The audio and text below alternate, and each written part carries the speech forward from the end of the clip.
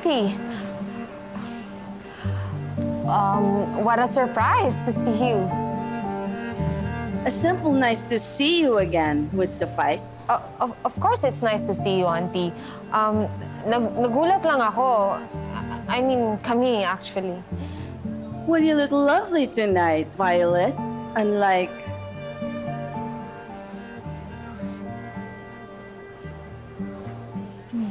Auntie.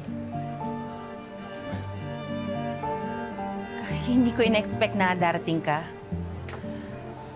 Lagi ka namin iniimbita. Well, you sent me an invitation, di ba? Yes, Auntie, pero hindi ka naman pumupunta o sumisipot. Surprise! Ayaw mo pa? I can leave if you want. Pinagbabawalan ba ni Aurora na nandito ako? Of course not. Divina, bakit ka pumunta ngayon? Saan ba ang pwesto ng kapatid ni Leopoldo Chua? Saan ba ako papwesto? Ang ibang tao talaga, yung mama na at lahat, nabihisan ng maganda, pero wala pa ring manners.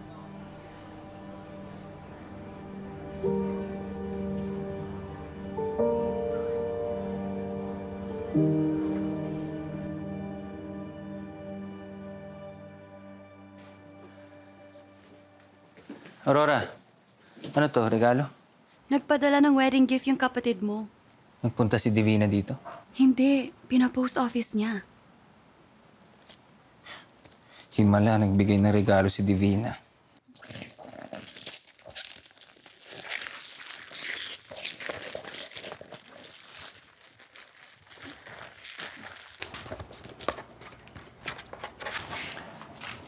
Sige mo na natin. Payo? Aurora, huwag ka nagbubukas ng payo sa loob ng bahay. Malas yan. Napaka-mapamahiin talaga na mister ko. Kung hindi ako mapamahiin, edi sana hindi ako swinerte ng ganito sa buhay. Isuuli mo kay Divina yan. Bakit? Malas ang magregalo ng payong sa wedding dahil... Dahil magkatunog ang Chinese words na payong at hiwalayan. San? Mismo. Kaya isuuli mo yan sa kanya. Bakit ka nakangiti? Kung alam mo naman palang may masamang mensahe si Divina sa regalo niya. Hindi ako natatakot sa kahit anong pamahiin. Gusto ko patunayan na kahit anong mali siya ni Divina sa pagpasok ko sa buhay mo, baliwala sa akin. Dahil kahit ipakulang pa niya ako, mas malakas ang panlaban ko. Ano? Ang pagmamahal natin sa isa't isa.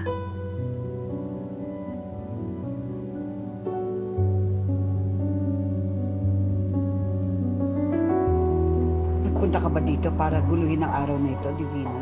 You're too late for that. Ganun ba talaga ang tingin mo sa akin? Nandito ako para manggulo?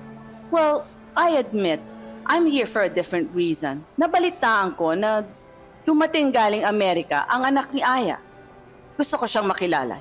Yun lang. Kailan ka pa nagkaroon ng interes sa mga anak ni Leopoldo? Huwag mo akong pangunahan, Aurora. Isa pa rin akong Chua. Kapatid ko ang lalaking nagpayaman sa'yo.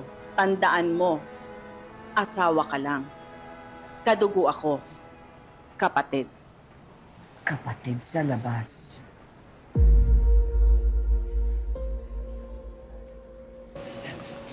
Hello, Ama. Hi, Ama. Hello? Hi.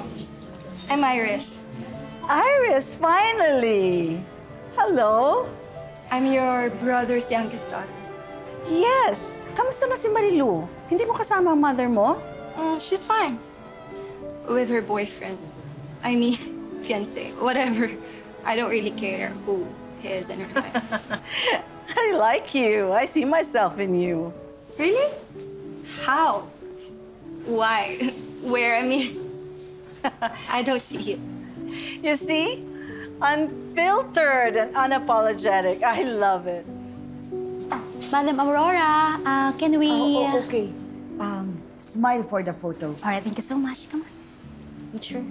Look at the camera, please, My everyone. new favorite niece. All right, nice one. All right, everyone. Please compress everyone. Auntie, you wanna join us? Sure.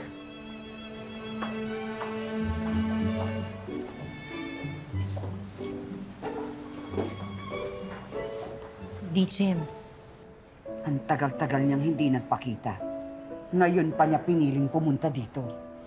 Eh, sabi niya gusto rin niya makilala si Iris. Naniniwala ka naman doon. May ibang plano ang babaeng yan. Felino, hindi mo ba nakausap yung kaibigan mo? Mabuti nang hindi kami nagkausap. Hindi ka ba makikipagkwentuhan sa kanya? Sabi nga, kung wala kang magandang sasabihin, manahimik ka na lang. Congratulations, Aurora. For the launch? Hindi ako ang dapat i-congratulate dyan. Hindi. Yung si Divina, you handled her well. Sa tinagal-tagal ng panahon, na puro insulto na lang ang ginagawa sa akin ni Divina, sanay na ako. Yan lang naman ang kayang gawin ng babaeng yan. Manindak.